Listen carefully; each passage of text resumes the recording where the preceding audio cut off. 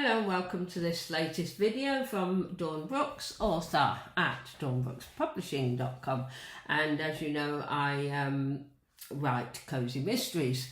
This is just to let you know that the next audiobook, book 12, don't get too excited, it's not coming up for free, but it is coming up at a great discount.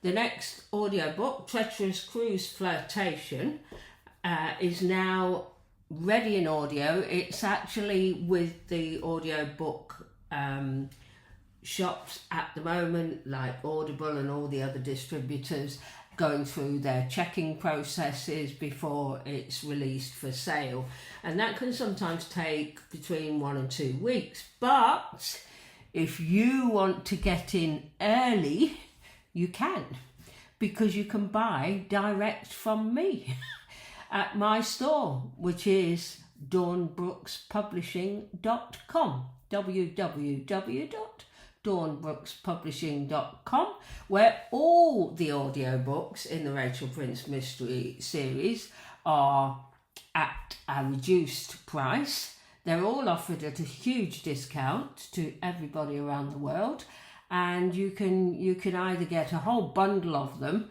or you can just buy the one. And Treacherous Cruise Flirtation is now, if you look in the audiobook section of the store, on page 2, you will find that audiobook.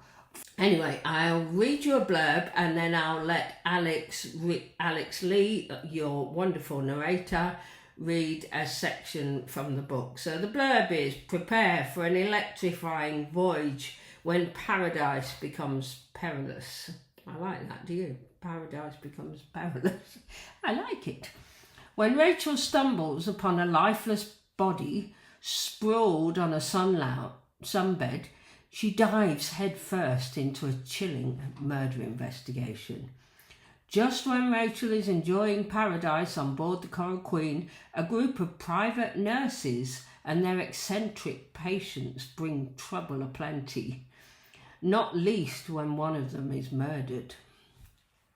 With its exotic locations, Hawaii forms the perfect backdrop to the latest in the Rachel Prince mystery series. It's not actually the latest because Toxic Cruise Cocktail is the latest, but that audiobook won't be ready until the new year. Join Rachel and the indomitable Lady Marjorie Snellthorpe as they peel back layers of secrecy and lies following the demise of the private nurse, whilst unveiling a web of treachery on the high seas during their luxurious Hawaiian cruise. Rachel and friends must be careful who they trust. With red herrings galore and multiple twists and turns, hold on tight for an exhilarating escapade that will leave you gasping for breath. Get ready to be enthralled and longing for more. I hope that sets the scene. Now take it away, Alex.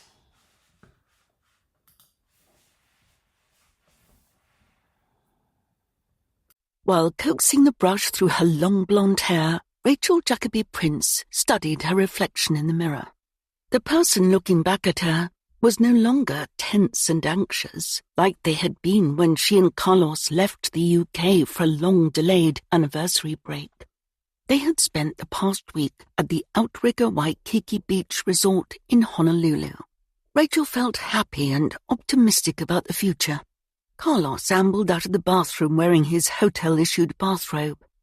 The sight of her handsome, hunky husband sparked a wave of affection, and butterflies rushed through her as she gazed at him.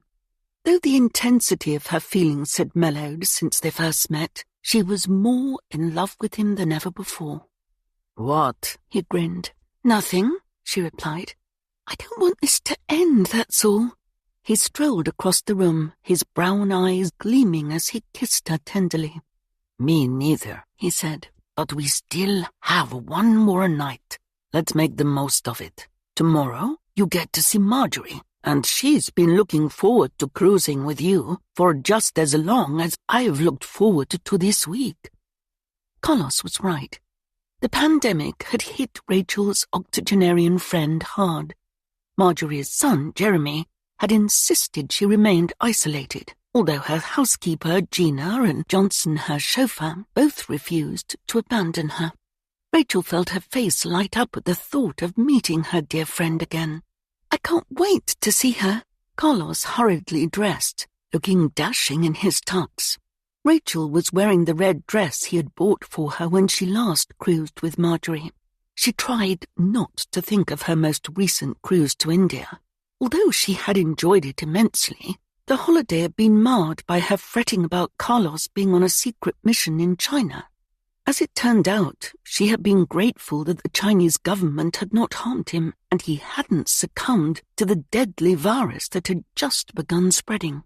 Rachel shuddered at the recollections, pausing for a moment before applying her mascara. "Come along, Mrs. Jacoby Prince. I don't want to be told off by Pearl for being late." Rachel flashed him a grin. "As if. You've got her wrapped around your little finger. The woman's besotted with you." He extended his arm and she gladly took it. "But she knows my heart belongs to you."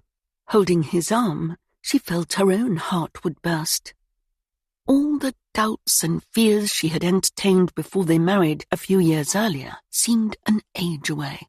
Her husband filled the role of lover, friend, and soulmate, all rolled into one. Yet somehow they managed to live together without blurring the boundaries of their independence. Duke's restaurant buzzed with activity.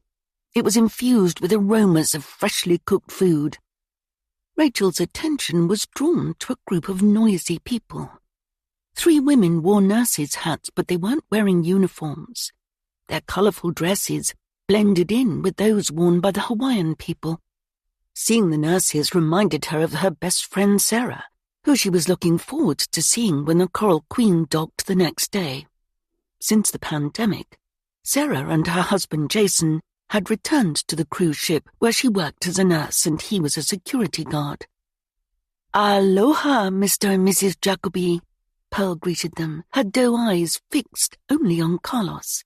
Rachel had spent the first few days of their holiday trying to correct Pearl into using their double-barreled surname, but had decided it wasn't worth the effort. She could only imagine what Pearl would think if she knew Rachel went by her maiden name at work. She giggled while they followed Pearl to their table. Carlos's eyes shone as he grinned. He could always read her. Pearl led them to a table overlooking the stunning beach. A bottle of champagne sat in a bucket of ice. Rachel raised a quizzical eyebrow. "It's our last night. We must celebrate," Carlos said. "You earn too much money," Rachel replied, pleased with the surprise.